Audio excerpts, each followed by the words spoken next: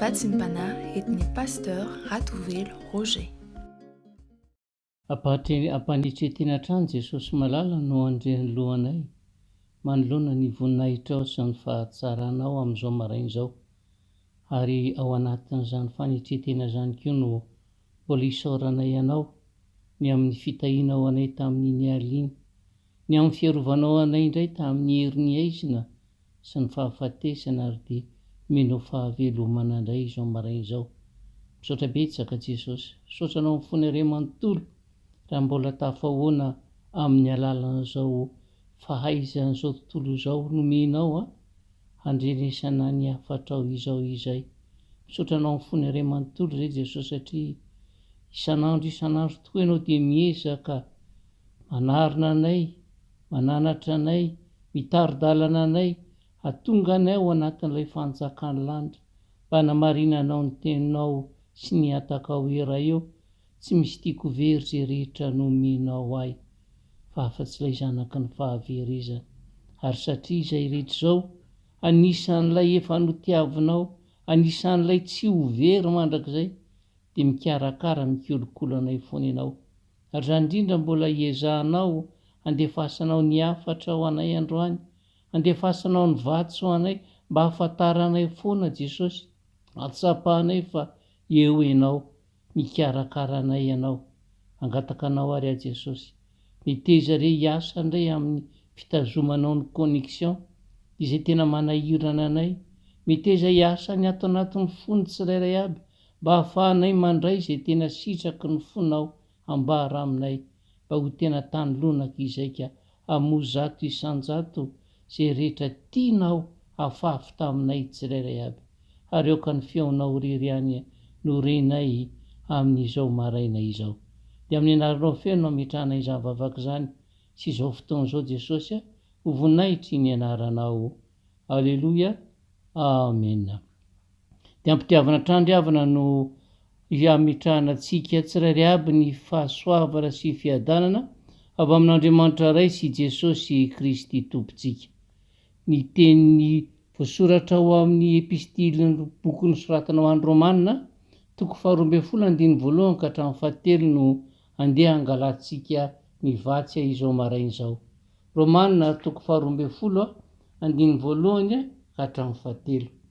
Ovakiko amin'ny anaran'i Jesosy. Koa amin'izany mangataka aminareo ary rahalahy, noho ny famindrampon'Andriamanitra, mba hatolotrareo ny tenanareo fanatitra velona, masina, sitrak'Andriamanitra, dia ny fampapanahy mety ataonareo izany.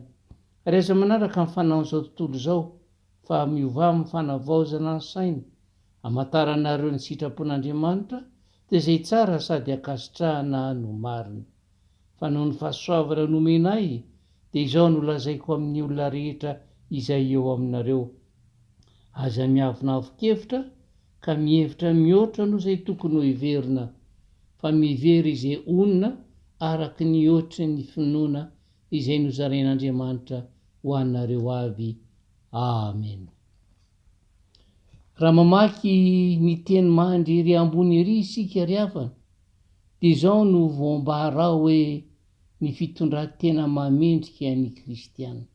Ary mino ao fa samy matadidy ilay fitaizanantsika isika, dia ilay isika kristiana nge, ka baiboly mivelatra izay vakiana izao tontolo izao izay vakiany manodidina antsika, ka hitarafany na tokony hiditra sy hanapa-kevitra izy ireo ny handray an Jesosy ho tompo sy mpamonjy azy ihany koa, na kosa hijanona eo amin'ny toerana misy azy ihany, satria tazany fa tsy mifanaraka amin'izay torintsika ny fitondran-tenantsika.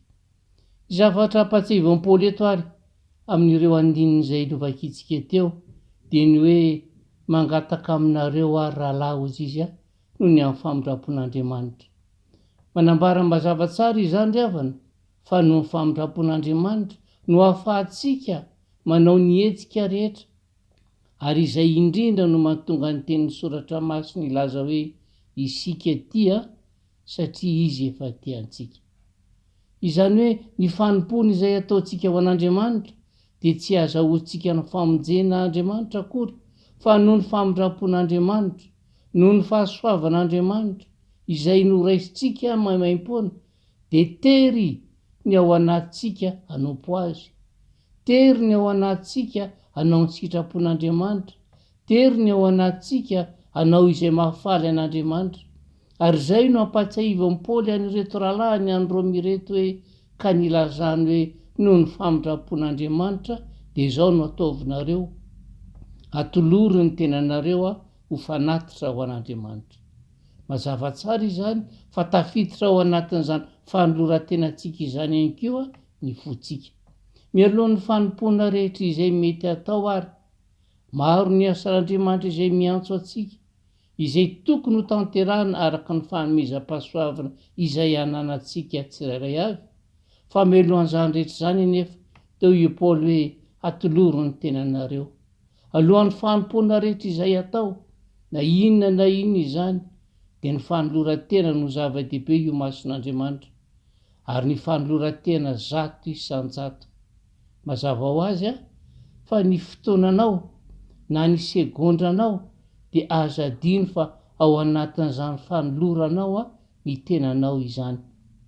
Io tenantsika io mantsy no tian'Andriamanitra amboarina aloha, tian'Andriamanitra ho tefena mba tsy hanarahantsika ny fanaon'izao tontolo izao intsony.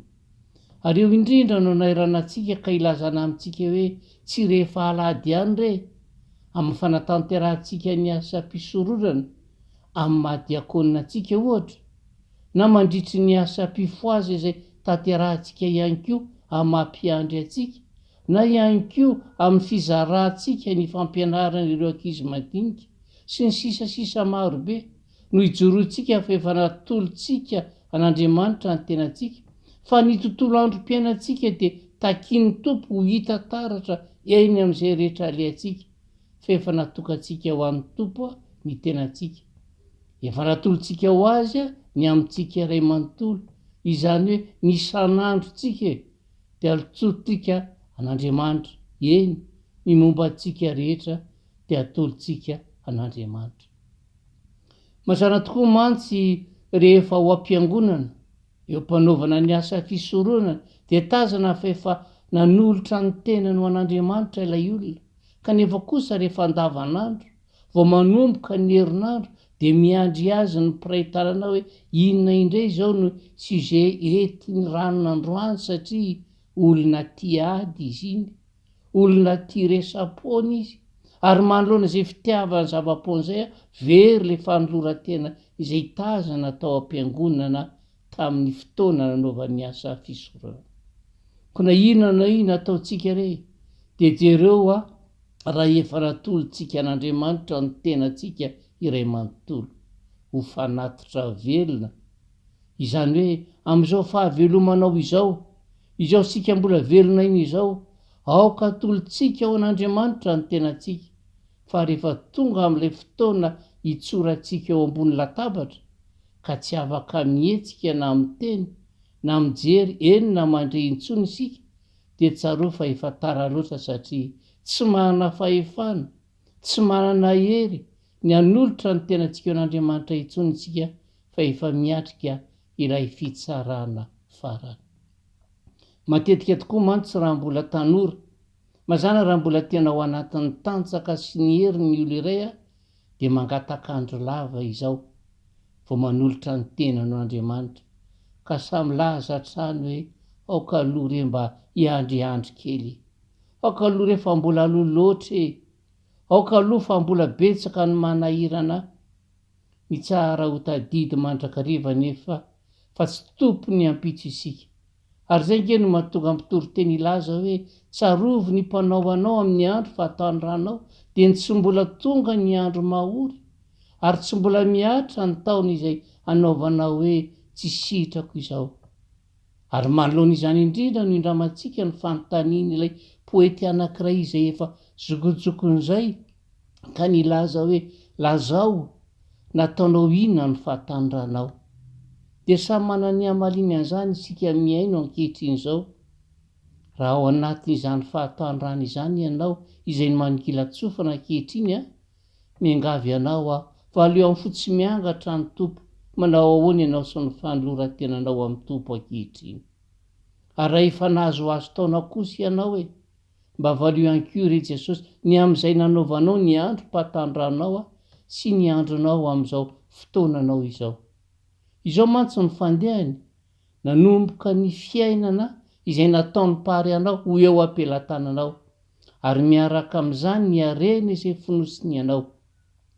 Angamba tokoa mety tsy ho ary voazara araky ny tokony hiveranao zany zavatra rehetra momba ny fiainantsika eto an-tany, ohatra amin'izany ny fahasalamana, ny fahaizana, ny fianakaviana, ny talenta sy ny sisa sy ny sisa. Ary ataony sasany hoe misy anjara asa vitany izany, ny marina dia tsy misy amintsika loatra, ary tsy mety amintsika ny teny hoe vintana, satria mampiditra resaka kisendrasendra manoloana an'ilay pary endry izay mizara ny fanomezany ary mametraka eo ampelantanan'ny olona tsirairay ny andraikitra amin'ny fampanokarana izany. Nahoana raha no mila vatsiaro ary mila manolo tena ho an'ilay mpanao atsika isika amin'ny andro fahatandrano, satria eo mivanim-potoana mbola isiny ny hery tsy nanambinana hoety manompo an'Andriamanitra, ary ao ny fihetsepo ambony vidy sy tsara sady tsy mbola simba n'izao tontolo izao sy ny fivavahan'ny fomba amam-panao. Fatantsika tsara ry havana fa loza mitatao ny manao ampitsolava ny fanapahan-kevitra farany izay lehibe indrindra eo amin'ny fiainana, ary tsy miverina fandrony intsony izany vanim-potoana izany. Ary amin'Andriamanitra izany dia mamery ny fotoana tsy ahasoloana intsony izay no heverina fa notazoninao ho anao.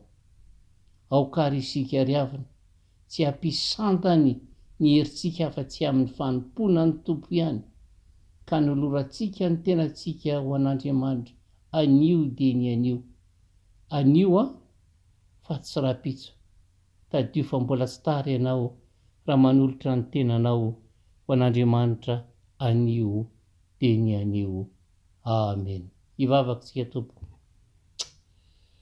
Makasitraka feny Jesosy ny amin'izany afatra tolotra ho anay izany, satria porofo mivaingana azo tsapain-tanana fa tsy mifidy taona ianao raha manatona anao ny vahoakanao. Anio dia ny anio ny antsonao anay, anavaozanay ny fanoloran-tenanay eo anao, anavaozanay indray ny tenanay hanompo anao, mba ho diovinao mba hahafahanay hiala amin'ny fanaon'izao tontolo izao. Misaotra betsaka ary Jesosy. Ny angatanay aminao dia tsy vita ny herin'ny tanjakay izany, tsy vita ny finoana izany, tsy vita ny zavatra eritreretra izay, fa ny angatanay aminao dia irano fanainao masina, hitari-dalana anay, anery anay mihitsy noho ny fahasoavanao anoloranay ny tenanay mba ho anao ray manontolo. Ka tsy hanala-baraka ny anaranao amin'izay rehetra ataonay ety amin'izao tontolo izao ety. Misaotra betsaka ary Jesosy, ary dia mametraka ny tsirairay ao ambany elatry ny fahasoavanao mba taio Jesosy taio ary ibitsio isan'andro isan'andro sao diso lalana ka tsy mety manolotra ny tenany ho anao, na dia efa ao anatin'ny fahatandrana na ao anatin'ny efa azoazo taona.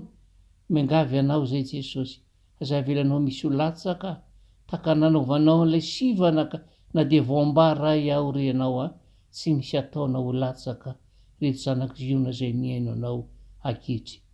Dia matoky manana anao zay Jesosy, fa nisy novidinao izay zay manatona anao, satria anao mihitsy rehefa niteny hoe raha miveriny ianareo dia ho raisiko indray. Dia mankasitraka Jesosy, mankatelo ary dia mametraka ny tontolo androm-piainanay tsirairay aby eo ampelantananao ka na inona ataonay dia mariny ny teninao hoe ho tahiako ianao raha mivoaka ary ho tahiako ianao raha miditra. Misaotra Jesosy mankasitraka tompo malalo. Raha iso ampitahiana ary Jesosy eo, ny fitahiana zay no menao anay isan'andro isan'andro ka toloran'ny tsirairay aby, azahoanay hery lehibe sy fanantenanaka itenenanao hoe aza matahotra tsy efa nandidy anao va mandehana amin'izao herinao zao Jehovah momba anao mandrakariva, ary tahako nombako ao Mosesy nombako anao tsy hisy hajanonanao amin'izay lalana rehetra alehanao. Dia tanteraka aminay tokoa izany amin'ny anaranay sy ny zanaka ary ny fanahy masina. Amen. Birary soantsika menakavy ry hava malala amin'ny tompo.